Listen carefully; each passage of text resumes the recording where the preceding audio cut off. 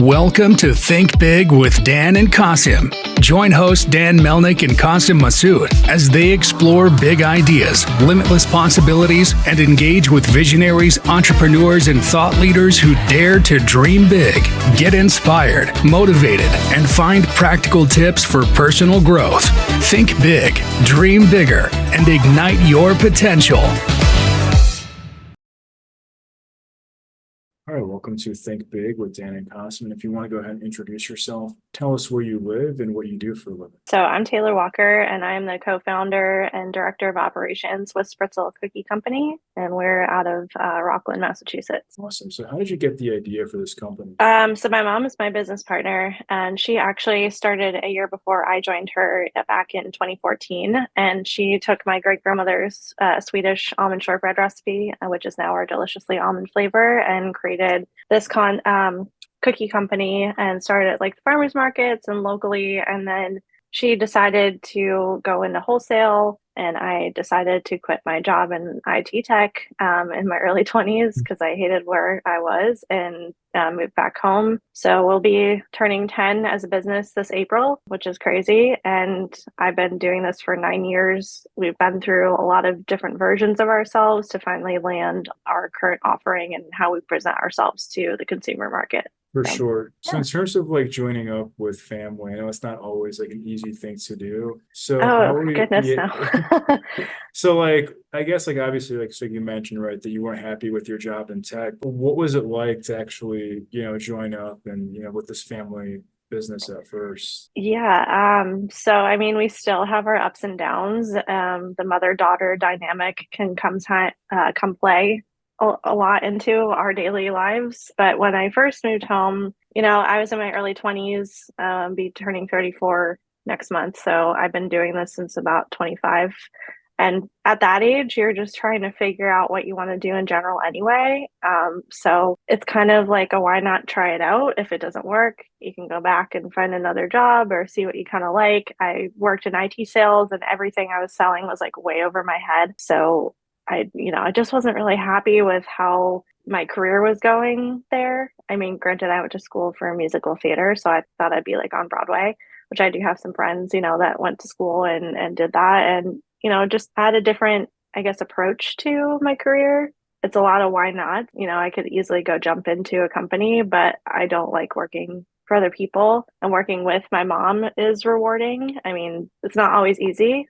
We have our days, we have our weeks, we have things we don't agree on, but eventually we kind of can come around to a point where we agree. And, she trusts me to do certain things. I trust her to do certain things. It's trying to figure out too, like how you fit into the business and who does what better. Sure. I know that was like a long-winded answer. No, but it's a good, yeah. It's really hard to narrow it down, For sure. But you also mentioned too that like over the last like 10 years, right, that you guys have iterated time and time again. So I guess as of today, are you mostly a D2C or retail? Like what does your business mostly consist of? Yeah, so as of right now, we're mostly wholesale, D2B. We just rebranded our website, and we just finally partnered with a manufacturer that can handle our growth in that regard, and also handle and help with fulfillment for our D2C. So we're going to be putting a good focus on that.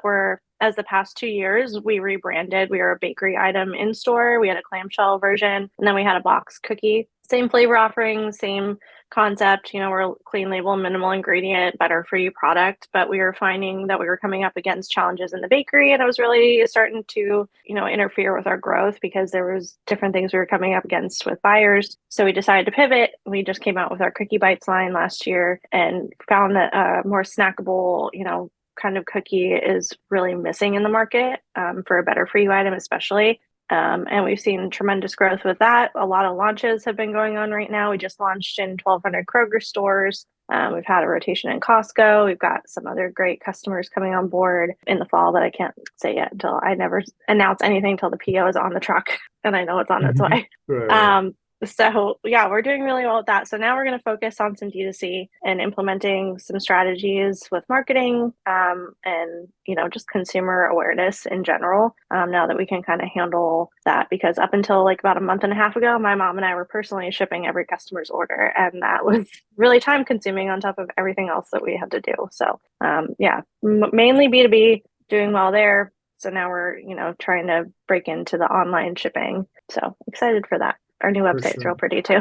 That's So awesome. So I guess like in terms of retail, is it more of like a regional kind of rollout, or are you in all Kroger's nationwide? Like you said, I think you said about like the 1200s. Is it like in a certain part of the country? What does that look like for you? yeah, so we're Northeast based. Ironically, we're in a lot of Southeast locations. I'm sorry, my dog is here. She's No my little worries. bestie. She is my coworker every day. So we're in 1,200 Krogers, which start up in the Carolinas and go down through Georgia and stops at the top of Florida because Publix owns Florida. Would love to get into them working on it. And then we go kind of Midwest a little bit. So we even go into like Louisiana to Texas and the Houston area that has some Kroger's. And then we're in some Hy-Vees, so that's North Midwest. We're in some Piggly Wigglies. We're in ShopRite. We're in Roach Brothers. So we're kind of mostly saturated East Coast to Midwest. We wanted to make sure that we were able to keep up with that side of the country before we went and tried to tackle the West Coast,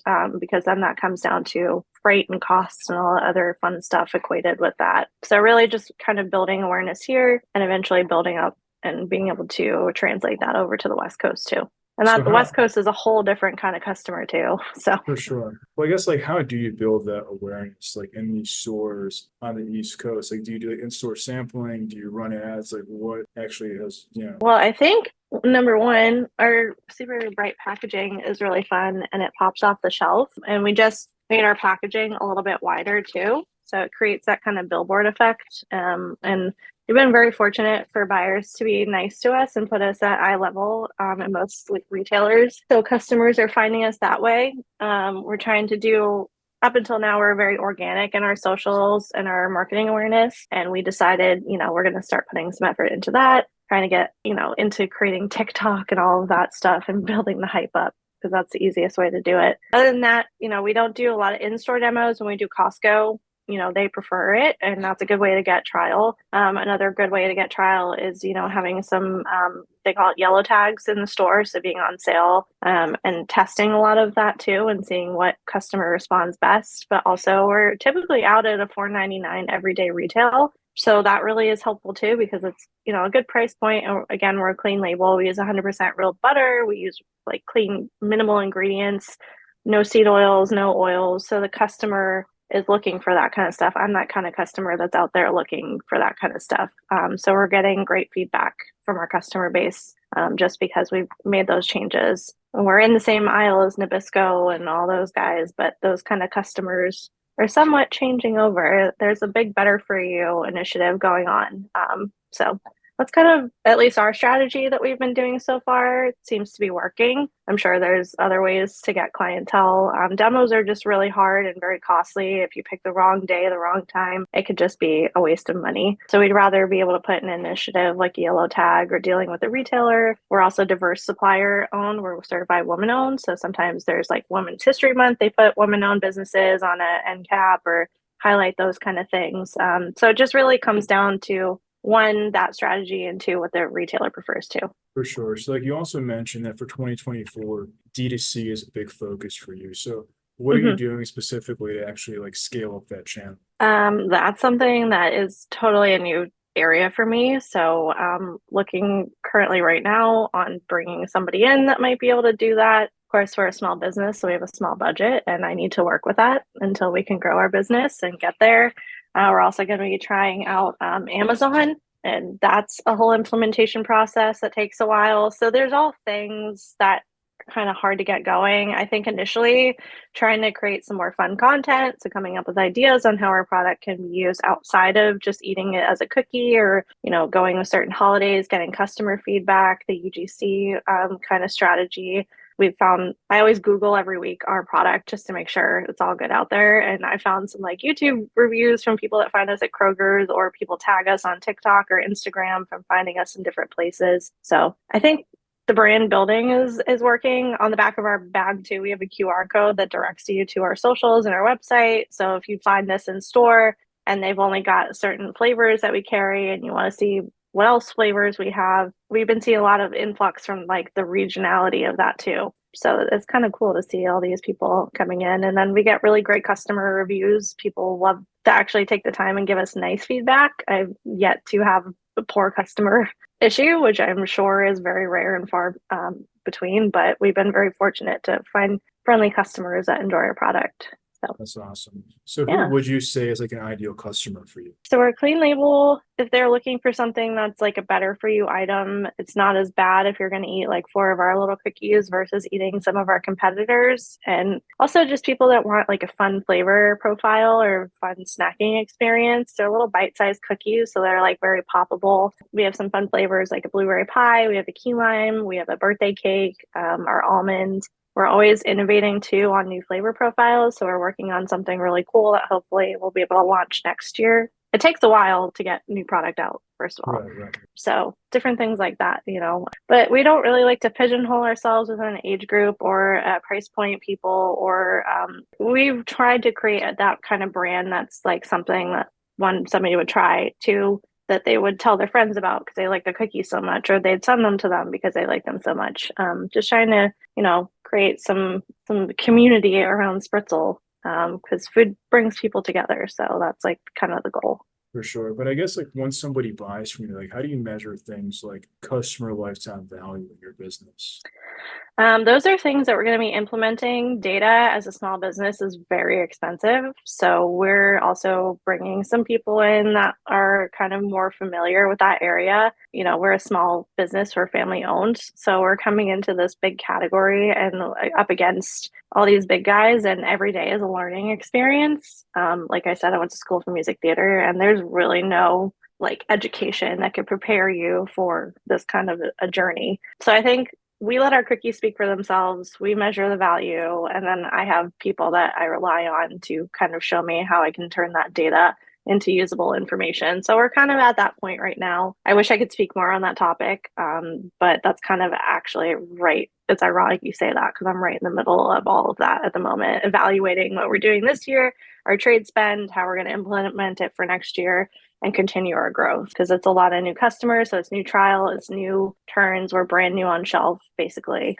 with a lot of our products. For sure. So many companies now in 2024 using things like AI in their business. So do you guys use AI? And if not, like where could AI maybe come in and add value in 2024? I'm already in love with ChatGPT. It helps me so much in my day when it comes to even writing like an intro email to a buyer and I'm having like brain fog or coming up with content, trial. There's a few different things I'm looking at to implement into our social strategy that can test that kind of AI and see, what the best bang for your buck is going to be. So I'm all about AI, and it's helpful as a small business who can't afford to hire somebody full time to come and create or do something that requires a lot of knowledge already. So, I mean, yes, you have to double check and make sure there's no error before you go hit publish on anything. I've mainly been using it for social or marketing at this point. I haven't really expanded on it yet, but I'm still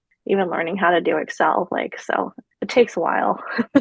But have you thought about like AI for like customer service, if people are asking questions Oh about yeah, ingredients, things like that? definitely. We're working on a solution for our new website. It's not live yet because we don't really have that customer service capability right now. At this point, we have a contact us page, but I am looking at adding that to our website to kind of hit some of the general frequently asked items. And then we're still accessible. Like if our customer has an issue, we always like to make sure that we're able to be a person behind that too. For It's usually sure. me calling a customer up, being like, "Hey, I'm Taylor, one of the founders," and they're like, "Oh my gosh!" And then they start giving me information on how they like the cookies. So I'm usually don't mind doing that phone call. That's awesome. So like, what would you say is like the one biggest piece of advice that you wish you knew before you joined and started this business? Every day is not easy. There's going to be weeks like last week. I think I cried 5 times. I was not having a good week, and I post about it on LinkedIn. I'm very active on there, but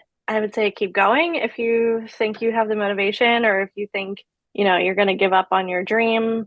it's something that you want to try, you might as well. It is very expensive. It's very time consuming. It's very much your friends and family won't understand half the time, but you have to have that drive behind it. You can't just be half in, you have to be all in. 100%. So I'm all in. I can't imagine doing anything else, honestly. So That's awesome. that's me. So if we're going to have this conversation again in 1 year from now, where do you see things going for your business? Seeing growth. I'm seeing new customers. I'm seeing our website and our D2C being bigger. Hopefully, making some big strides. We're about to do one of my favorite expos. Well, yeah, out of all the ones we've ever done, and we did it last year too, is a Sweets and Snacks Expo, which I was working on all day today for our booth. But that one's really fun, and it brings a lot of great buyers in. It brings a lot of independent retailers in. So there's a mix of everything. We can grow with independents, we can grow with big retailers, and finding, the right partnerships along the way is important too. So I would say those are like my top things. Yeah, I mean, I foresee the next few years being hard, not always easy, but at the same time exhilarating when you get a good win. That's awesome. So if somebody watching this wanted to reach out to you, do you mind sharing your website or social media, I guess, best ways to be in contact? Yeah, definitely. So it's spritzal.com is our website, Spritzal. We do have a store locator, so you can find us on there based on your geographical location, not geological, brain on the end of a day on Monday. And then also our socials, we're on Insta, Facebook, and TikTok, Spritzal Cookie. I'm on LinkedIn, Taylor Elizabeth Walker. You can find me under there. But yeah, I always am happy to, chat with other founding entrepreneurs. It's always good to network. It's good to ask questions. You're always learning. And if you know everything, then you're not doing your job and you're going to just hit a roadblock. So happy to help. Awesome. Well, thank you so much for your time today. Yeah, thank you. I appreciate it. All right. Bye. Bye-bye.